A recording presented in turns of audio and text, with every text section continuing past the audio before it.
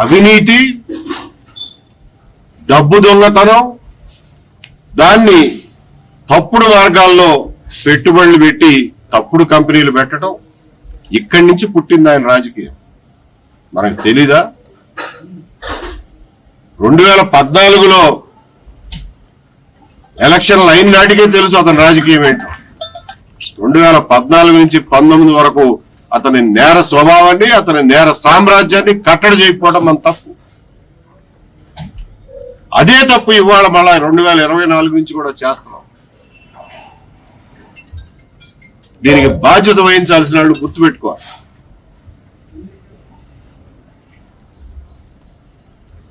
మీరు ఈ పావుని చంపడానికి భయపడితే అది రాష్ట్రం అంతా కొడుతుంది.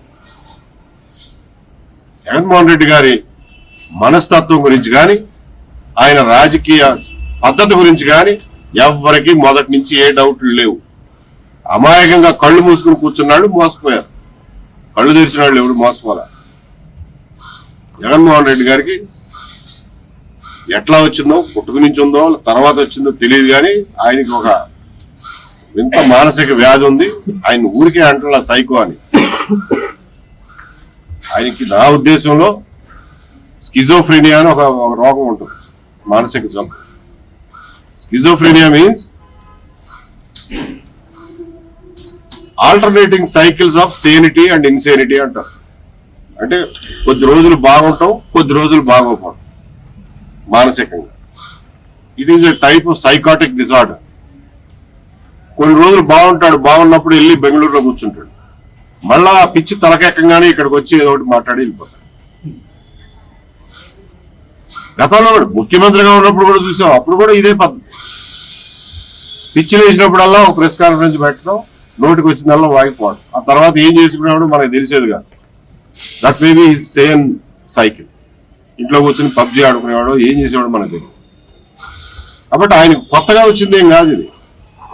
And he has delusions of grandeur, delusions of paranoia కూడా. అందుకే దేని గురించో భయపడిపోతా ఉంటాడు. లేకపోతే ఎవడైనా ముఖ్యమంత్రి అనేవాడు పచ్చడి చెట్లు కొట్టిస్తాడండి. ఎక్కడన్నా విజిట్కి వెళ్తే మీరు ఎక్కడైనా విన్నారా మనుషులు ఇట్లా చేయడం? ఏ నాయకుడైనా ప్రపంచంలో ఎవడైనా సరే ఎక్కడైనా విజిట్కి వెళ్తే పచ్చడి చెట్లు కొట్టిస్తాడండి? రోడ్డు మీద వెళ్తా అంటే పరదాలు కట్టుకుంటారు రెండేపుల్లా. ఆయనకి ఏదో పిచ్చి భయం ఉంది ఎవరి నుంచో.